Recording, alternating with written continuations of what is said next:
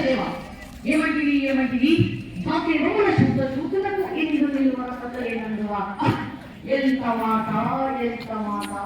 ఇది శాస్త్ర పరీక్షే కానీ నిత్య పరీక్ష కాదే కాకూడదు ఇది కుల పరీక్షే అని అందువా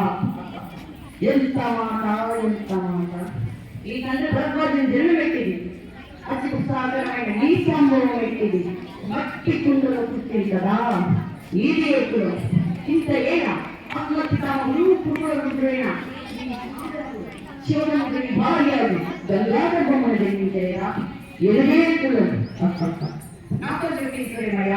మా వంశమునకు మూల పురులను వశిష్ఠుడు దేవనీశుడు ఉమశపుత్రుడు కాదా అతడు పంచల కార్తికాయన అరుణవ్యను శక్తిని ఆశక్తించాలని అపరాధుని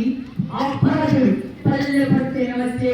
మా తాత భారతుని ఆ బాలు నిలవడంపైన మా పితామని అంబికతో మా తండ్రిని పినకమని అంబాలికతో పినతండ్రి పాండురాజును